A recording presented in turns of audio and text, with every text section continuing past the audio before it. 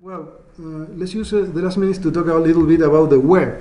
We said that the internet is one thing and the web is another, although the web is 95% or 99% of what we do today with the internet.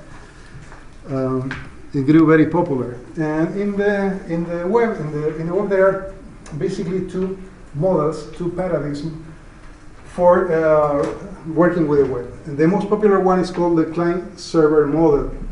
We talk about client-server applications. And those are services in which we have two types of computer, the server itself and the clients. There are plenty of clients. All of us are clients, and the server is the one that provides some service. It can be a web server that provides web pages, but can be a server of different purposes. If you connect to Google Drive to put files in the cloud, well, they have their servers, and you're the client, and your files are shared with the cloud. So this is the client-server model. There is another one, which is a peer-to-peer model, where you directly connect to computers of what would be clients in this case, without having a server in between, or having the server only to start the connection. So that's another philosophy. Let's start with client-server.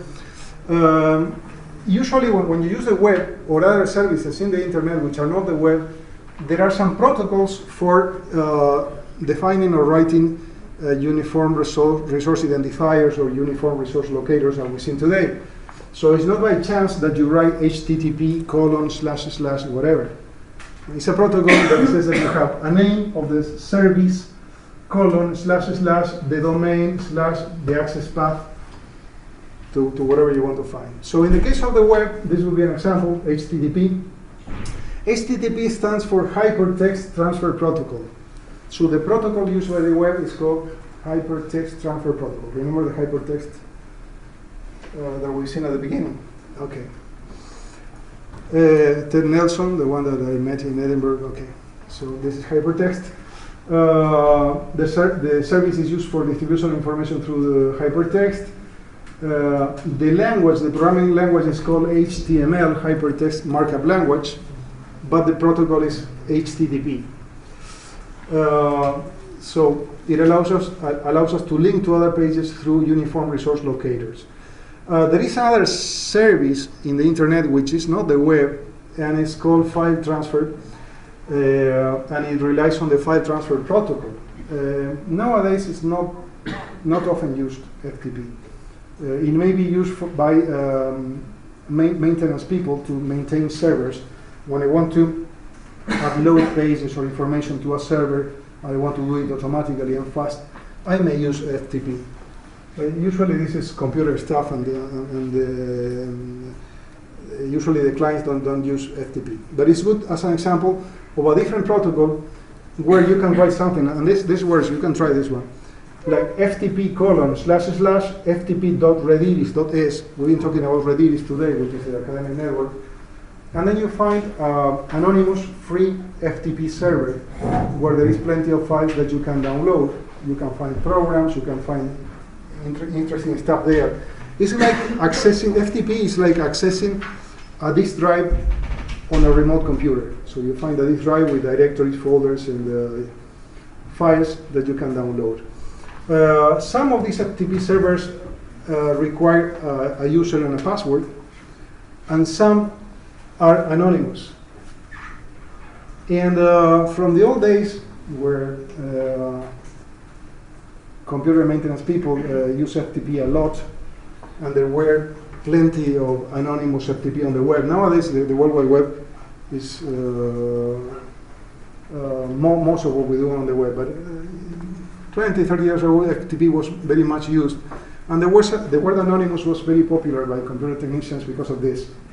Because we connected to some FTP service that were anonymous. You know that now there is a movement called Anonymous. Heard of Anonymous? Yeah. Okay, well, the name comes from basically this. Anonymous is usually an anonymous account that do not require a password. They use it for something different, but it comes from computer jargon.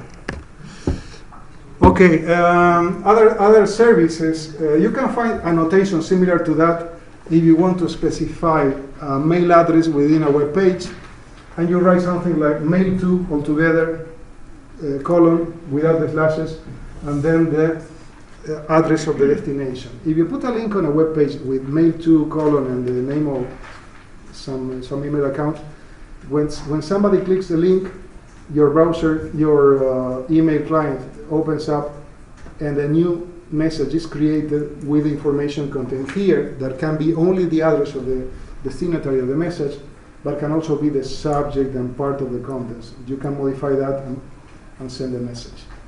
Okay, it's not very important this, but only to show you that there are other protocols which are similar to this, protocol, colon, and something afterwards. Okay, the creation of the web. We talked a little bit about this morning. The web was created, the web, not the internet. The internet is one thing, the web is another, was created by Tim Berners-Lee, 1989 to 1992, at the CERN, which is a nuclear energy research institution in Switzerland, and with the purpose of linking pages with technical stuff, with research stuff. The idea is that there were plenty of institutions on the web. Each one had their own researchers and articles and papers or internal notes on research, and they wanted to make that available to other researchers. And the idea here, and basically in this, there is a phrase here coined by Tim Berners-Lee. What Tim Berners-Lee did at that time was to put together many things that already existed. I mean, the concept of hypertext was coined by Ted Nelson like 20 years before. There were networks, there were servers, there was the internet, there were the protocols. So why not put that together? So what he built was a computer language, HTML, that allows you to write web pages and putting links into those pages that link to other pages in the same computers or in any other computer in the network, so that you could read a page and then jump to any citation elsewhere and change to another, move to a different document. Okay. Originally, the internet, when it started, it had no images, no sound, no video, nothing related to multimedia. It was only text and links. I've also used many years ago when I was young, internet on computers that had no graphic interface before Windows. I mean, it was just a text interface of a computer. You read the text, and when there was a link, there was no mouse, there was no graphic, no pointer. When there was a link, the link had a number, 1, 2, 3, 4 between square brackets. And then if you press 1, you jump to link 1. If you press 2, it was weird, no images at all, no colors, nothing. So that was the original thing when it started. Okay, so this is what Tim Berners-Lee did. This is the first web page, and there is a copy in the internet of the first web page ever. So this is the first web page ever, explaining what the World Wide Web is. So it says the World Wide Web, W3, is a wide area hypermedia information retrieval initiative aiming to give universal access to a large universe of documents. So that was the idea. And it had plenty of links. And they still keep this page in the address that appears there at the CERN in Switzerland. CH stands for Comunidad Helvética, Switzerland. Okay? And this was the first server that hosted the first web page. So this was a computer that Tim Berners-Lee used for server at the very beginning. There are many other things. We've been talking about the web. You already know what the web is, but there is also the deep web. And there is also the dark net, which is a different thing. Well, the deep web is part of the web, but it's part of the web that is not easily visible for different reasons. Do you know how the web searchers work?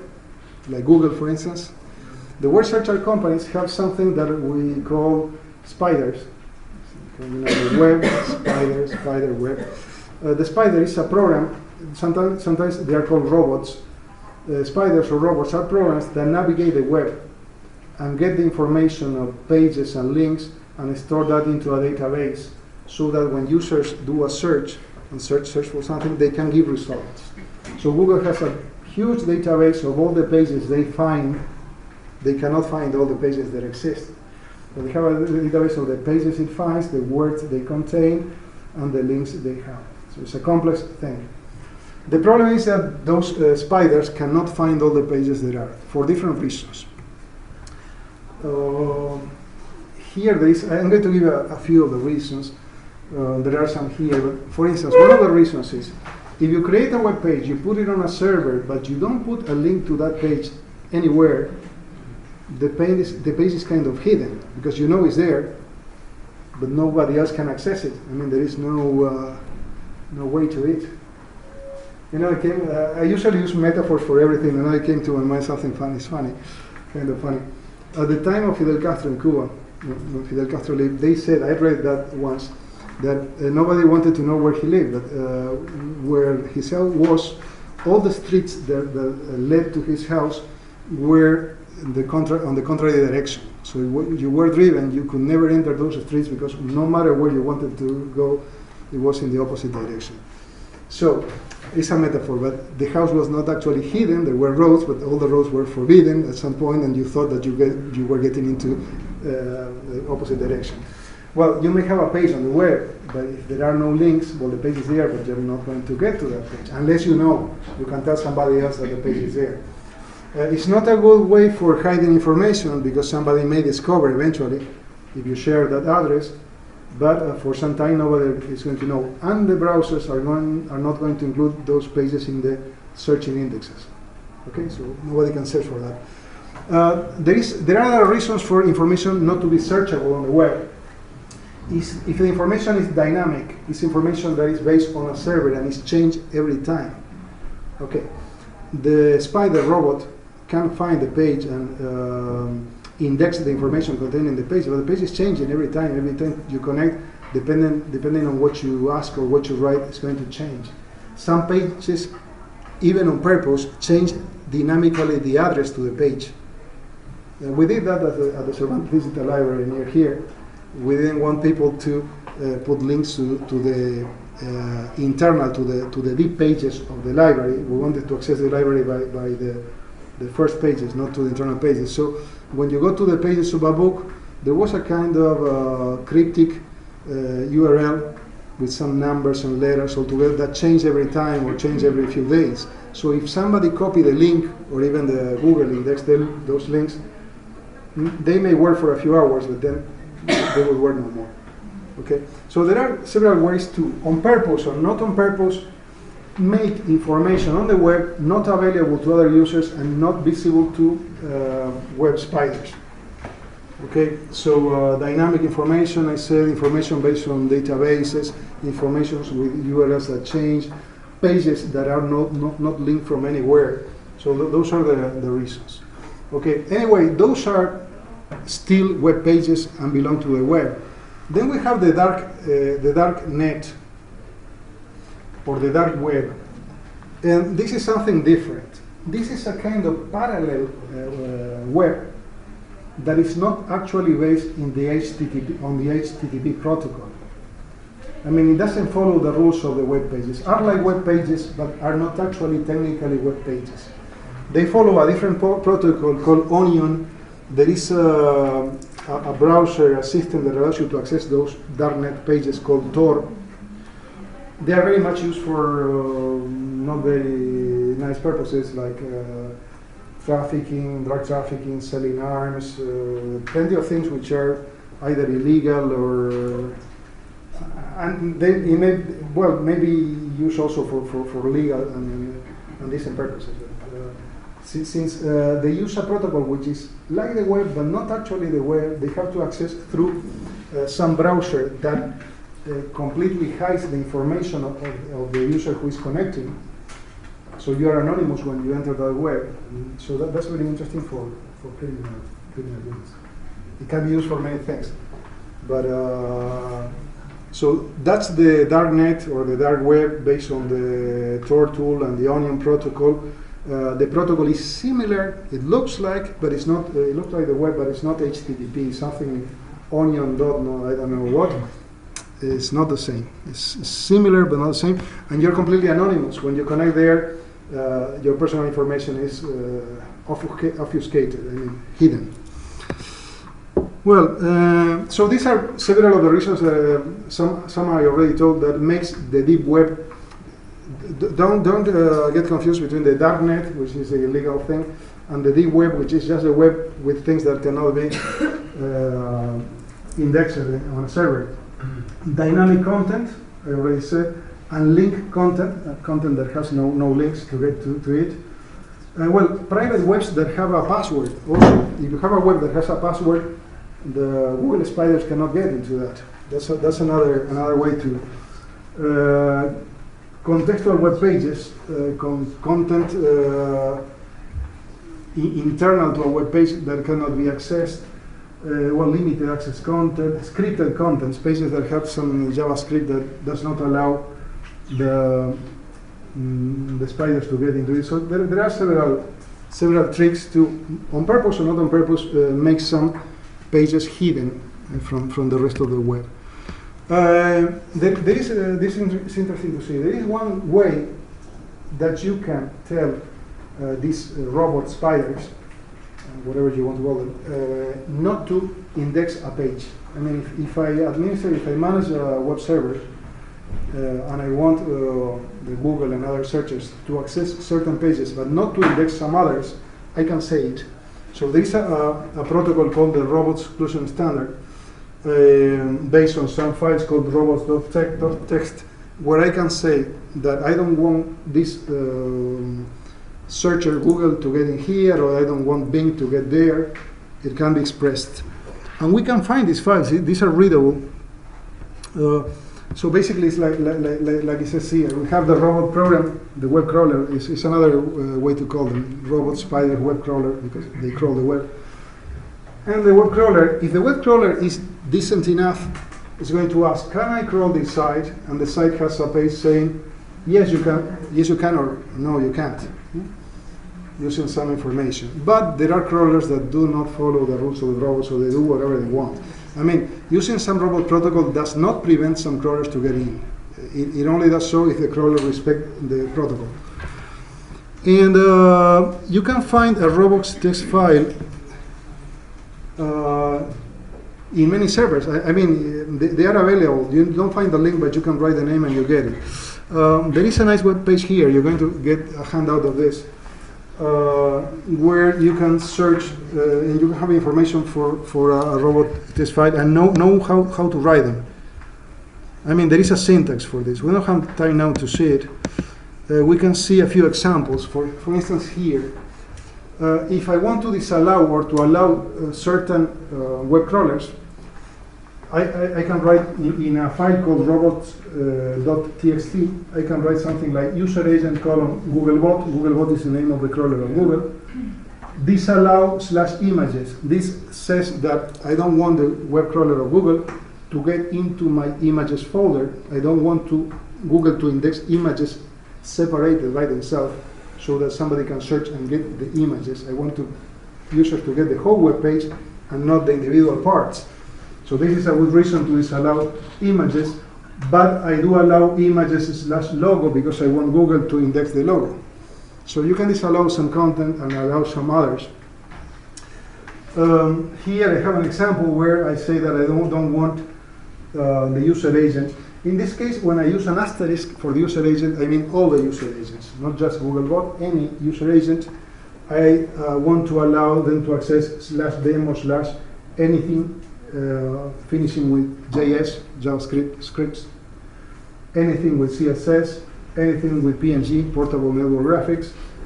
But I want to disallow demo in general, so anything else is not going to be indexed. So the robot.txt file is a way to say what things I want to appear in a web searcher and what things I don't want to have indexed or seen, searchable in a web searcher. Okay? So examples, there are a lot. If you look don't click on this one, or don't look for this one. This is my server, and I have it turned off for a few weeks.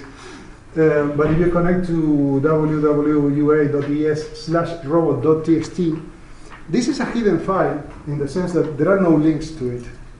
I mean, you don't find robot.txt looking in Google. The file is there.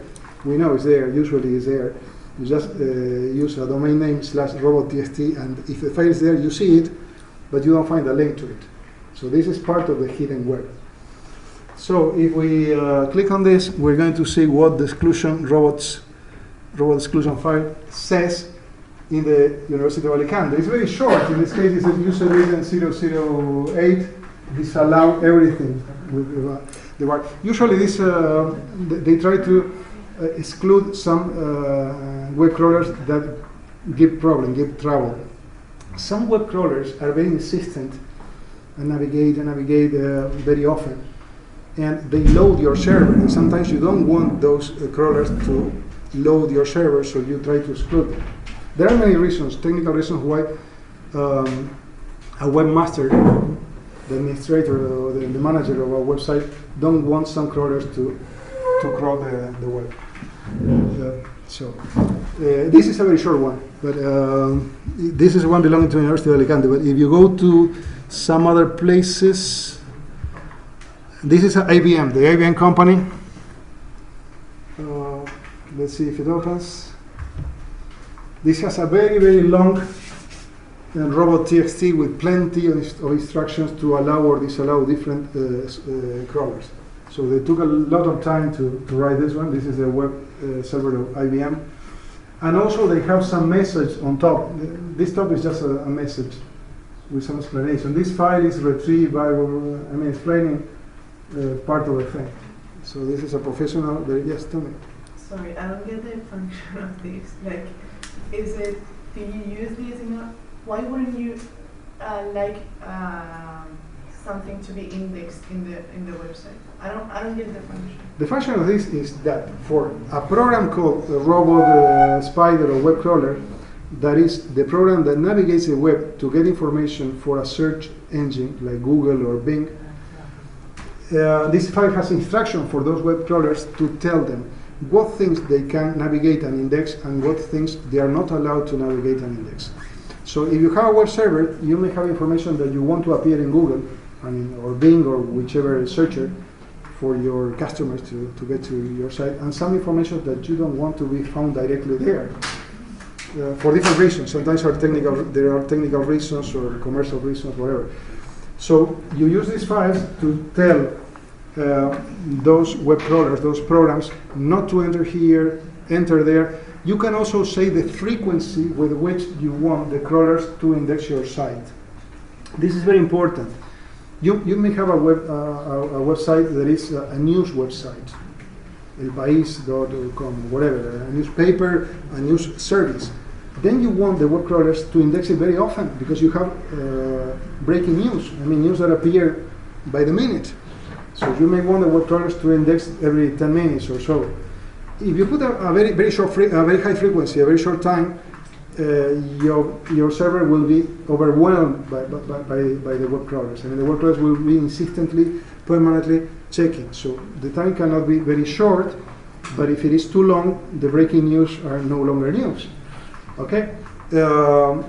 However, the contrary, you have a digital library. The digital library publishes books every month.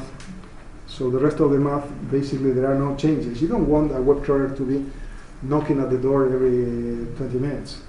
So you can program the web crawler every month or every week to be safe. Okay, so that kind of functioning is put here. This is just to show you how the web works. So this is part of the web. Searching is fundamental. But this is useful for the one. For a user, is not. For a user, is not. This is hidden for the user. Also, this is a good example of the hidden web. These are files which a user doesn't usually see unless you know that there is something there. We know that there are robots, so you can try a domain name at robot.txt, and sometimes you find the robots exclusion file. But there are no links to them. You don't find them by chance. Okay. Well, we're almost out of time. We're out of time already. Yeah. There are a few things more, like peer-to-peer applications, and I'm going to finish with this very soon. Peer-to-peer applications is the other model. It's not the client server. There is a server and many clients connected to the peer-to-peer is that the users connect directly to each other. It's an interesting model. It solves many problems in a very elegant way without loading a server too much. But it's also used for some things which are not quite legal, like sharing copyrighted information. I mean, when you use one of those programs like, I don't remember the names now, but the kind of programs that you can share movies. Give me some names. I'm sure that you know. What? Emule was a very old one. It's a good example. I don't know if Emule is used. There was called Share. So there were plenty of them. Microtorrent. This is the one that exists.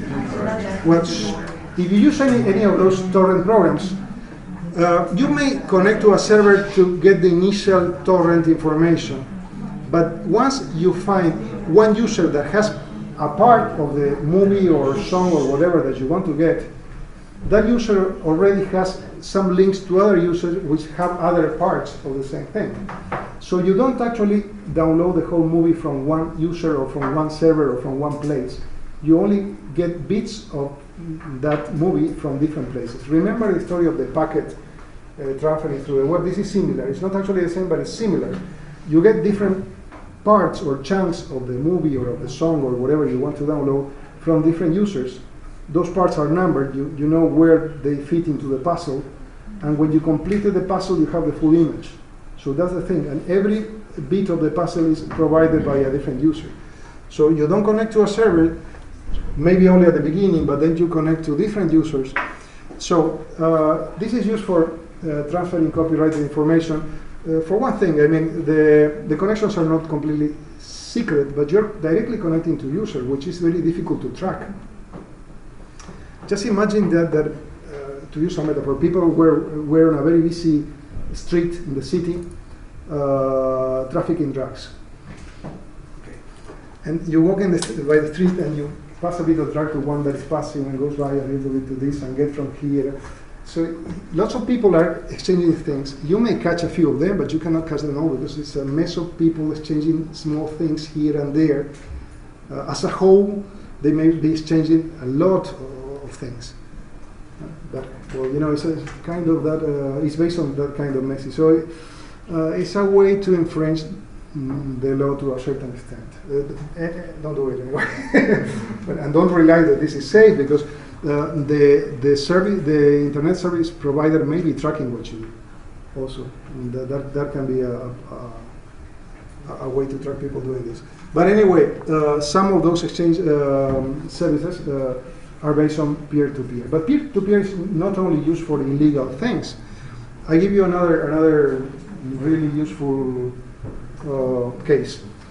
Microsoft, if you have Windows 10 and you download updates, at some point you have to download updates to the software. They're very clever. Instead of using their own servers and serve the information to millions of users around the world, that takes a lot of effort, a lot of servers, a lot of bandwidth, they rely on users that already downloaded the information to distribute those updates to other users. So unless you go to some place in Microsoft, in Windows, and say that you don't want to do that, your computer at home may be transmitting parts of the updates that you received the previous day to some other users, relieving Microsoft of doing the job. So you're working for Microsoft or for the Microsoft community in some way. So, well, it's not an illegal way, and you distribute load, which is something very good for the servers. So this is a model that distributes loads among several servers. There are other applications. So the important thing is that don't think that it is always client-server. Sometimes it's client-to-client.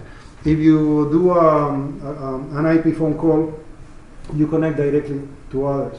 There may be a server at the beginning, but then you transmit directly your communication. You talk to another person without a server having to handle the information in between.